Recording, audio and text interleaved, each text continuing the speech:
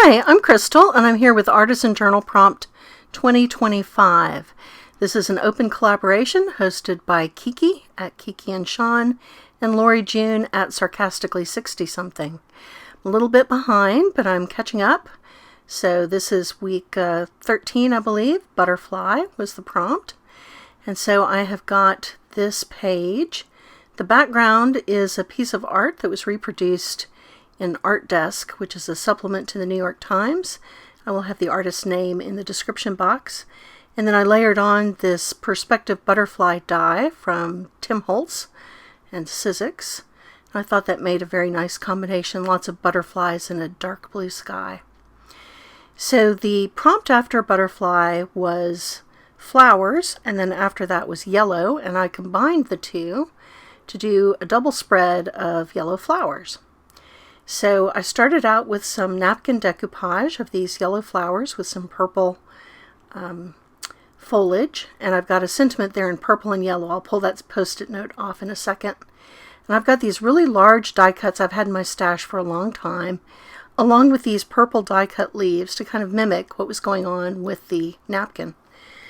The die cuts are made out of a material that feels to me like a coffee filter, and they take watercolors in a really nice way, so I tinted them yellow to play along with the theme.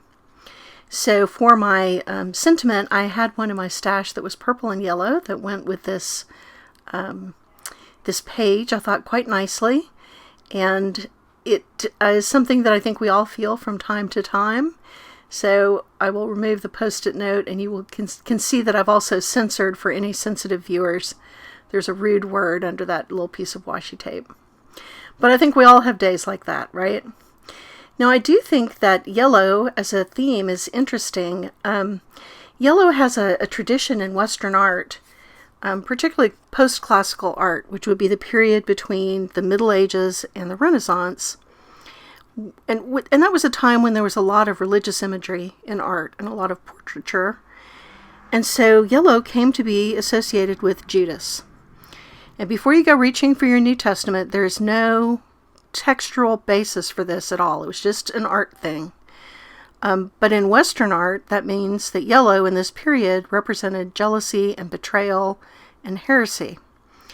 And so this carried on for quite a long time. When the Spanish Inquisition started, in fact, which was when the Spanish were reconquering Spain, taking it back from the Moors, they forced any heretics who would not convert to Christianity, which at that time meant Catholicism. That was the only flavor. They made heretics wear yellow capes. And interesting to me, yellow tint at that time, you had your choice of yellow ochre, which was made from clay, or gamboge, which was made from a tree resin, from a tree native to Cambodia. That's where the name came from. Or the true, and those were both kind of brown, but the true yellow tints that you see in art from the period were all made with arsenic and lead.